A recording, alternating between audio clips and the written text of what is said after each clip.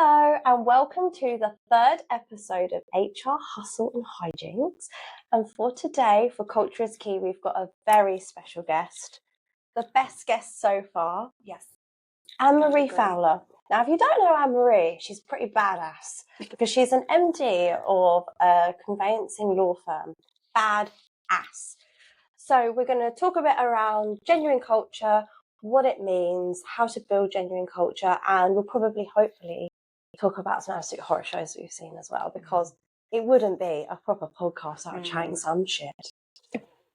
So, Anne-Marie, tell us about Priory Law. What do you do here? Why do you love it? Well, I have been with Priory Law for, it's almost actually the anniversary of my joining, 2 years, and I wanted to create a team of conveyancers and legal assistants that could work really well together and do their job on a daily basis in a way that makes them happy. That's kind of what I want every day when I go to work, and that's what I want for other people. Perfect harmony. Yes, perfect harmony. So just basically a happy place to do a really tough job. Yeah. Yeah. And why is it so tough? It's tough because it's very pressured. It's very, people going through house moves is one of the stressful things that they do. I think most people only do it once, about 8 times in their life. And so when they do it, it can be really stressful because they don't really know what to expect. Sometimes it's people at the beginning, sometimes people at the end where they're downsizing into their last time. And it can just be really, really stressful, really time pressured. And so during the course of the day, we're making sure that people are moving, people are exchanging, we're moving lots of money, we're bringing in new business, and there's lots going on. So in that environment, we all need to stay sane, and we need to get on well, and we need to be able to go home and want to come back the next day. And that's not always the case in a lot of law firms. So yeah, I wanted to create a place where I wanted to come in every day. And so leading from the top, that would then, I can show them how to do that. I can bring in ideas and motivational things that can keep everyone happy. Yeah. And so in terms of like picking people that can fit in and can work in the business, how have you been able to get people that align so well with what you wanted it to be? I think coming from a place of you have to have the right things within you. You can learn conveyancing, you can learn most trades, most professions, but I needed to have people that really care about what they're doing, have some passion for property. Yeah. Even if they've got no experience in it, to have passion for it. What does passion for property mean? Like, do you mean like creeping around people's houses? Yeah, a little bit. Do you ever go around people's houses? Do you go around like, oh, hello, I'm your conveyancer? When we go for walks around where I live, I'm looking in the windows at people. I love houses.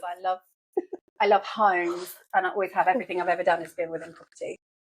And it's not necessarily about people that are nosy and want to look inside other people's houses. It's more about the fact that they've got an interest in it, comes from an interest in what we're actually doing.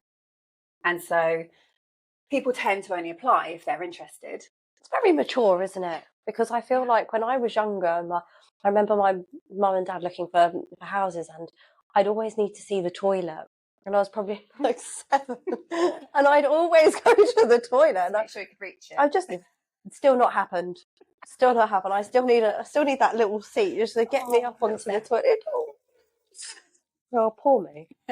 But yeah, I always used to go to the toilet. I didn't even need the toilet. I just sit on the yeah, and I just check it out. I found it. My mum used to really tell me off for it because it was kind of weird. Like, it's just, don't worry, my child is just going to check out your bog. Yeah, just leave her to it. She'll be fine. She'll be a conveyancer when she's older. She'll be passionate for property.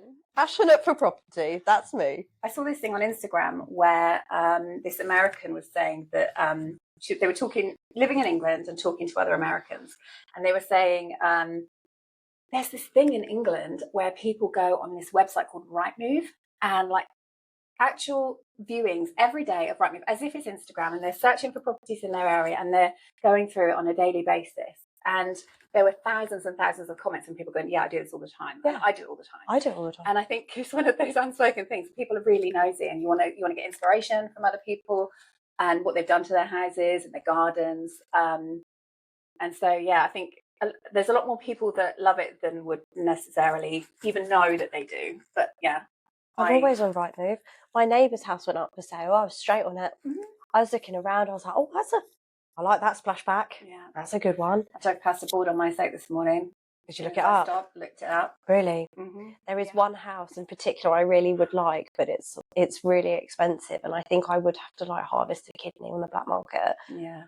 Doable. But you remember that house? I do. I looked at a house when I was probably 22 in Hove, and which was only 3 years ago. Which was literally 3 years ago. And I remember that house really, really well. And I really wanted it, but it was everything, its location was completely wrong. I lived, I think, in Lewes at the time, and I worked in Lewes, so living in Shoreham would not have worked, or Hove. And I remember the banister, I remember the front door, I remember everything about it, and it stayed with me for all this time, and it's like the one that got away. Did you ever get an upgraded banister like that one? No, I really want that in my life. What's the difference between like real estate and like estate, just homes? I don't understand what the difference is. Same thing. Real estate is an American term, but when people use it here, it's normally corporate law firms. They're talking about real estate. Got it. I want to be in real estate, but it can also incorporate like landed estates. Got it. Right. So what do you deal with here? We do conveyancing for freehold and leasehold properties, for flats and houses, bungalows. When they're selling, when they're buying, when they're remortgaging, and for lease extensions. Nice. And so we're doing lots of transactional stuff that we want to get through quickly. So we don't want people to get, by the time they get to me, they've often been on the market for a long time or looking for a long time, and their journey up to the point that I get involved could have been a year or two. So I want to make my part the exciting bit, where they've agreed it and they're talking about money and they're going to get the keys, to be as quick and as stress-free and as easy as possible for everybody involved, including us. Yeah. But still doing a really professional and, expert job. Incredible job. Yeah, well, yeah. I literally just walked into your office and you had a little planter of roses saying thank you from a client. I don't think there will be many people that send their conveyancer a gift ever. I never did. I never would. Yeah, exactly. Yeah, it's going over and above to make a difference. In the same way that I do with my team, I want to leave an impact that people feel like I've done my best for you. Yeah. And I've always taught my kids that the one thing you can do, the only thing you've got in your power, is to do your very best in everything that you do. So just try your best, and no one can ask more of you than that. And if you give yourself over in that way in all areas of your life, then you've got something to be proud of. You've obviously got something very special that you have, and only you have. Fine. Yeah, thank you. I try and be complimentary. You are. But there is obviously something that you've got that's really special, because you've got kind of like a secret sauce here. And what one thing is it that you know that people come here every day and that you know that you are directly impacting? I think they feel valued. I think they feel like I know their value because I tell them a lot. And that's in regular communication, collectively, individually, and in smaller groups, smaller teams. And I've always wanted to feel heard, recognised, valued, and have spent a lot of my career being surprised when that happened. Yeah. And then when it did, I was like shocked because it was so rare. But I know how much that means to me. I need to be told by my husband that I'm pretty. I need to be told by my husband that he loves me. I can't, I need that. And I know that it's never going to make somebody upset if you tell them that they've done a good job, and if you tell them that you value them and that you appreciate them and that you're grateful. That is free information to give. And it makes such a mark. And it's like when someone says something horrible to you, that leaves a really deep scar. But when someone says something really lovely, that can wipe away some of those scars and really brighten someone's days. Same with clients sending me lovely gifts and nice cards and telling me I'm a superhero, which is what that lady said. super heroine, actually, if we're going to gender it. True. Yeah. I would actually assume. But lovely gift nonetheless. Such a lovely Thank you gift. for your contribution. Yeah. There's a picture of it on our Instagram, actually. Oh, check it out at Priory Law. So yeah. So with the team, kind of working with that feel of it being a law firm still, being pressured, having fee earning capacities in the team. There's a lot of, it can feel like there's so much constantly. It feels a bit like a roof of a house. Yeah. You talked about making sure that people felt that they can come here and they enjoy it every day despite the pressure. So what cool things have you implemented that really kind of bolster your culture and the way that everyone works together? We sat down and worked out what we wanted what our core values are, what we actually stand for, and how we can embody that within the team and externally with our clients, and also with each other at board level. And everything starts from the top down. Yeah, so you have to lead by example. You can't come in with whatever was on your face before you walk through the door. You have to like bird poo. Well, it could be a bit of chocolate. Mince but pie. if you're having a bad day, you kind of have to lead out the door and lead by example. And I've always said that positivity and kindness is really infectious, and that spreads in the same way that negativity does. Positive. If I'm kind and positive to the people around me, even if they're in a bad mood, they can't help but respond.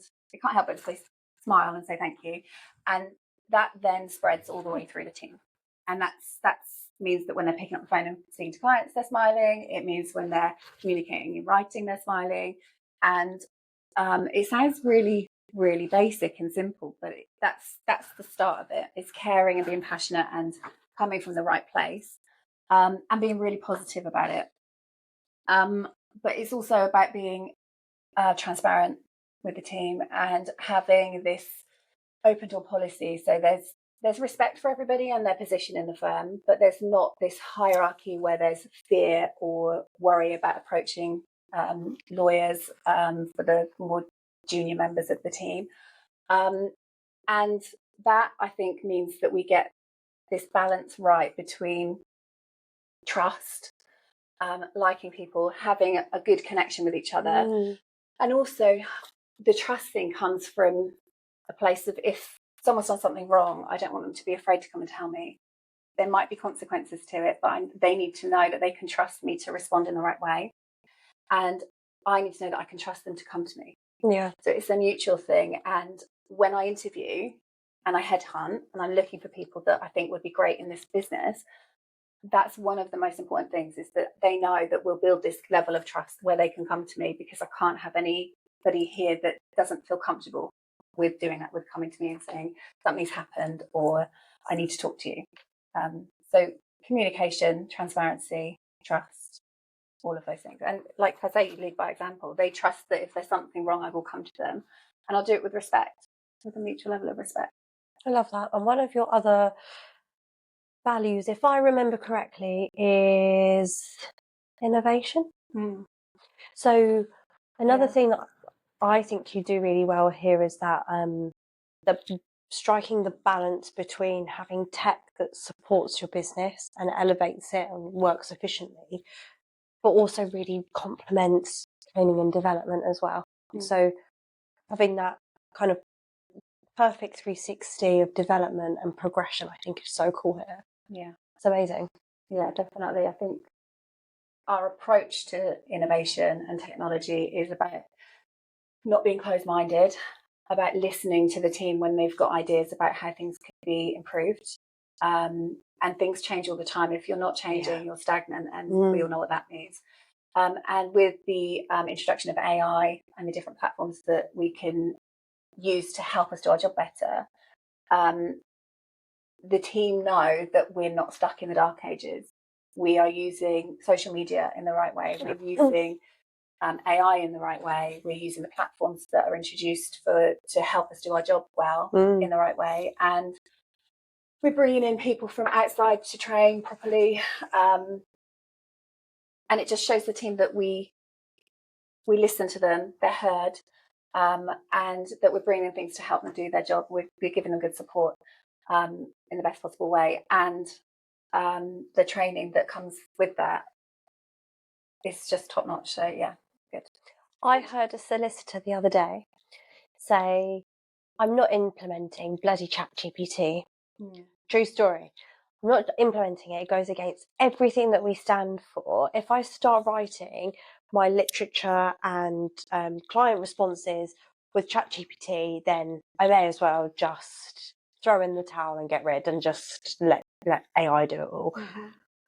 And I just found it so strange because I've always come from, like what you say, I've come from legal tech. So finding ways to be more efficient, to hide your human errors and like close your gaps that you didn't even know you had, but then also to then elevate people to actually be able to think more strategically rather than being in the admin weeds seems like a no-brainer to me. So when they said this, I was really, it gave me such a different perspective that people feeling that technology can genuinely take their jobs was a completely different viewpoint for me, because I usually am in the place of progressing, having the skills and the tools to be able to use these different forms of tech is actually a really great thing.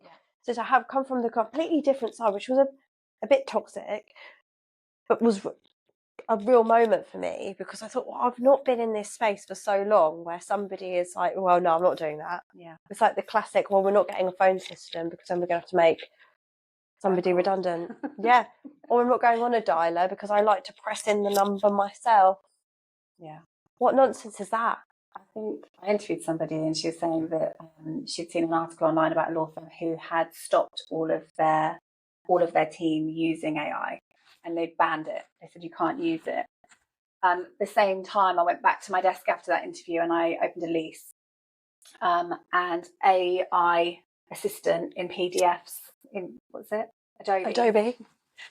You don't even know its name. I typed in, take me to the ground rent clause. Mm-hmm. And is there a right to park? And it just, rather than me scrolling, so it just takes you straight there. It's a bit like having a search function in Word for a word, and it brings it up. But it's more helpful than that. It's saving time. And if you can save time on the scrolling and the clicking and the pushing and it's just going to make it easier. And it's like the difference between sending an email, sending a letter. People are still sending letters. How bizarre. Insisting, very few, to be fair, insisting to do things the old-fashioned way. I want a wet signature. More time. Yeah, and it's you've got to change, and you've got to use the things that make your life easier. Why wouldn't you? Like, it doesn't make any sense to me. And they'll be saying they don't want to use AI, and then going home and using their mobile phone with AI, and not even knowing that AI is helping them to do the things that they're doing. Oh, it drives me absolutely bananas when people say, I hate AI, because you don't. Like, if you're using your TV, you can obviously bet your bottom dollar these people probably have something like Nest or something, and they're turning on their heating on their way home. And saying, hey Google. You're driving a car. You are literally, everything you are doing right now, using technology in some way. You are on a computer. It doesn't make sense to completely avoid it. It's going to happen. And like I say, if you're not changing, you're stagnant, and then, you're not keeping up. And you become algae, and you start to smell like a puddle. That's the way of putting it. Yeah, if you're stagnant, then you're algae. That's where my mind takes me. Where does your mind take you for stagnant? Dying. Oh, that's so much worse. I was just thinking swamp monster. You went to the ultimate. Like, if you're not growing, you're shrinking. You have to have a growth mindset. You have to be thinking about your future. You have to be thinking about what your competitors are doing. You have to be open-minded. You have to show your team that you care enough about their job and about their day-to-day to be open-minded to the things that are available to us.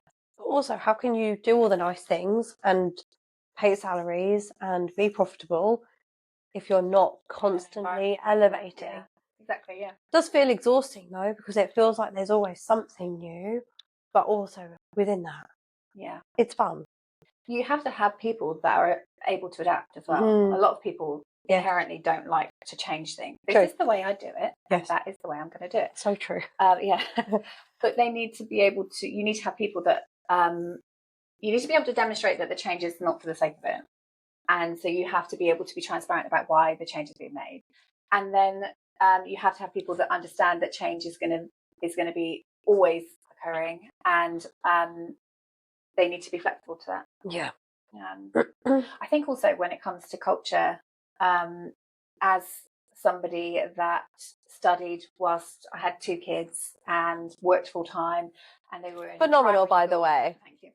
Would you like a high? Let's have a high five for each chuck. The other, both children. Oh, pass a cake.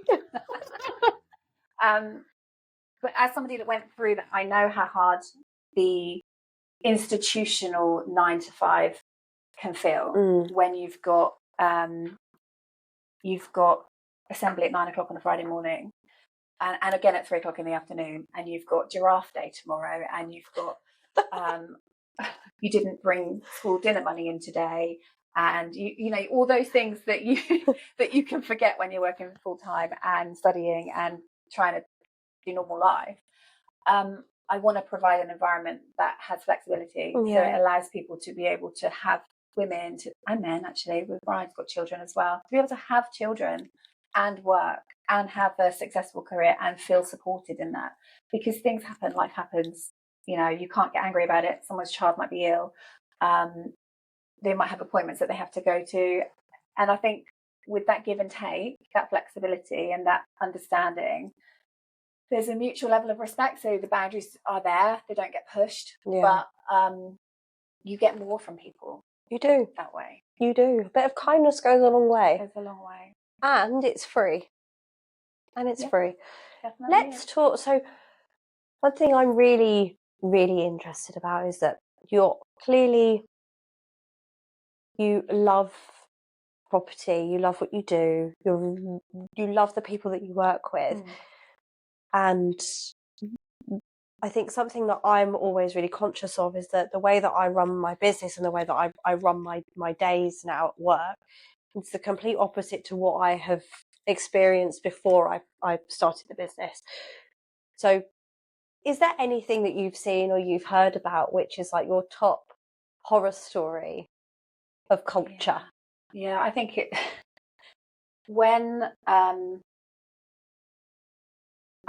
family member, let's say, when he started his job, he had to go up to the head office, and everybody had their own tea and coffee and cup that they had brought in from home, and they were given one biro on the day they started that they had to use until it finished, and then they had to give it back and swap for a new one. I've also heard stories of people having to take their own toilet roll in. It's that lack of investment in, if you can't invest in the basics for people to be able to do their job, pens and drinks, because they're going to need to drink, what does that tell your team? What message are you sending about how you care about them and you value them? And I'm still stuck on the toilet roll because people usually nick the toilet roll from work. So we don't know where. Yeah. Maybe that's what had happened. Maybe there's an epidemic of it. Maybe it was during on the brink of lockdown when everybody wanted toilet roll. Toilet roll, eggs. What else is it? Dettol spray, because it was like it kills coronavirus. Just kidding, just 99%. Lol. We leave some of it. We leave the real hardcore resilient COVID. It doesn't matter. It's fine. Just have a go. Just lick that bit. You'll be fine. You'll be fine. Character building. Do you know what? One thing I really hate when people try to be like Google. They're like, we've got a pool table, we've got a ping pong table, we've got bean bags. Have you tried to sit on a bean bag? I've sat on one, but getting up is like you have to roll off. Exactly. And then roll up in a really weird shape. Yeah, I get stuck. And I saw a beanbag actually going off tangentially in Waitrose the other day, a lovely little furry number, sat in it. I was like, oh, this is quite nice. Probably needs a bit more filling. I was like, do you know what? I could probably deal with it. Do you know how much it was? £180. Oh my. So anyway, the moral of the story is don't get beanbags. That's not a benefit. You just look stupid. Please don't do that. And, do you know what? People, when they bring in like donuts and pizzas and stuff, it really annoys me because it's like, that's a perk. Yeah. That's not like a benefit. Yeah. It really annoys me. Yeah. I've been trying to think of kind of like ideas for things that I can implement. So a lot of the team like reading, and we have all bought in books from home that we've read, and we've got them all in the kitchen, so we can, if we want to, That's we can take very have a little read. cute. Yeah, I've got one of them at home actually. I bring it. Have you actually read it? No. I took it on holiday with me, and I started reading it, and then I saw that there were some really good films on the screen, so I didn't. But and I've got about 7 books on the go at the moment. I mean quite a few. However, I've just got a book for everybody in the team, the same book, so we can all read the same book, and then we can all sit down and have, like, we can go out to dinner or something, we can all talk about it. I like the idea of us collectively getting together and doing things that are a little bit different. Yeah. That connect us and bind us and start conversations about other things, personal things that you might not otherwise open up about, or you might not talk about. Yeah, that's lovely. So yeah, and we've got a WhatsApp group with all of us in it where we share lots of funny memes about conveyancing that we find on TikTok. And I didn't realise you had a group WhatsApp. We do. What do you have to do to get into this WhatsApp group? You have to be here every day, I'm afraid. Every day? I'm not here. actually here, but you have to be part of the everyday team. I mean, I could let you in if you... I don't think maybe we could run a vote with just me. I'll vote myself. No, I'll do a poll and ask them if you're allowed in. I can't believe I didn't know about this group chat. I'm really upset about this. I'm actually really upset. Yeah. So let's talk about them. So lastly, some really cool shit you've done for culture. Book club. Mm-hmm. Slippers. I know that sounds so stupid, but the slippers are so cool. Yeah. We also have, we get fruit delivered. We get more than just drinks. We've got bread. Because we're in the middle of the countryside. There's shops a little drive away. I always want to make sure we've got bread, butter, the basics. We've got ice lollies in the summer in the freezer. I love that. And hot chocolate coffee pods, coffee machine. Brita water filter. I do like that. Because I just think it's cold, nice, refreshing water. We should be drinking it all day. Everyone should be hydrated. We have music in the office, so we've got. Have you worked somewhere that doesn't play music before? Yeah, everywhere I've ever worked has never played music. Stop that! And now I'm like, I need background music all the time. To complement the voices in my head. When it's silent, if we forget to put it on, which we do sometimes, it's a very weird, different environment. Can you just hear Shadow just honking? Shadow's the office dog, by the way. But Shadow is a snorer and a farter. Yeah. Takes one to know one. She is, especially when she joins us for our weekly meeting in here and the window's shut and the door's shut.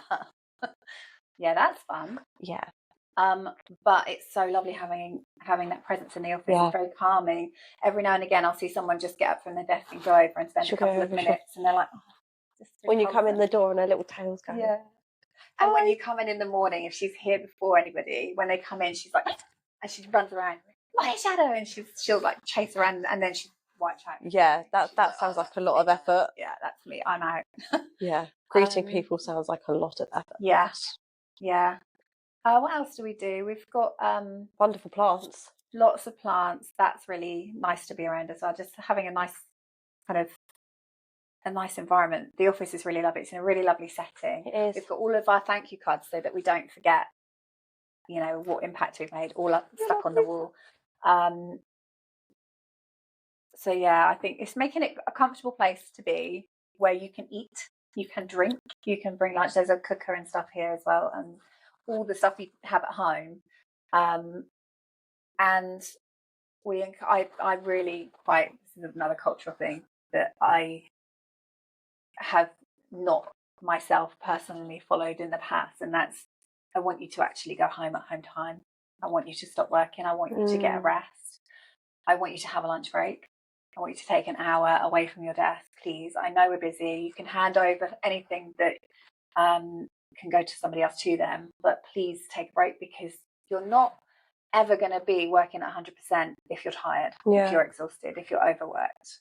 And those first few hours in the morning can pass by in a in a flash when it's busy because it's non-stop, and you do need to have a time where you just go, oh, and take a break, get out of this room, out of your office into break time mode, or even go for a walk, or go and see the sheep. You want, really, but go and see the sheep. Go and look at the barbels. Yeah. So yeah, it's just making sure that people don't. I want to have good holidays. Well, they've got really good holiday allowance. Do you need a conveyancing assistant? Because I could be available. For you. I still want to be your PA. I still want to be. I would be great. You would have no work in your diary, but we would be doing a chocolate making experience. The business would literally go bust in 3 months because you would not be here. We would be doing other cool stuff that is not where you're probably best set where you are. Sorry about that. That's heartbreaking. That's a kind way of saying it. It's not you, it's me. Yeah. Please don't ever reply. So before we wrap up, is there anything to people that are listening that you would like to not sell necessarily, but sort of share, or anything that you would like? I'm always looking for the right people. If we want to create a place where people want to come and work, and it's really from a genuine place of having worked. I've worked in lots of lovely places, but having pulled the good things out of the places that I've worked and worked out how you can put all of those together. So if there's anybody that's looking, I'm always open to CVs. Ooh. But also, if you're running a business and you've got staff and you've got a team, just remember recognition and kindness go a hell of a long way. And they're both free. And they're free. They are free. Yes. So thank you so much. Thank you. That is a very lovely pleasure. Thank you. Lovely pleasure. Lovely pleasure. Oh, thank you so much for listening. If you would like to talk to Anne-Marie and you feel like Priory Law could be the place for you, then you can send her an antiquated letter that's been on the typewriter, and you can send it via post. That would be nice. How awful would that be? You would not receive it. There is no way. Post takes like 7 years now. You have to send your Christmas cards like now. So, but seriously, we will put all of Anne-Marie's details in the description of this podcast. So if you wanted to reach out, you're more than welcome to, even if it's just, maybe it's not right now, maybe you're on mat leave, or it's just not the right time. That's totally fine. Always have a conversation, because this place is amazing. So thank you so much. It has been wonderful. Thank you very much. Thank you. So please follow, please subscribe, and please like it with the little thumbs up button if you rated it. And thank you. Thank you. Bye.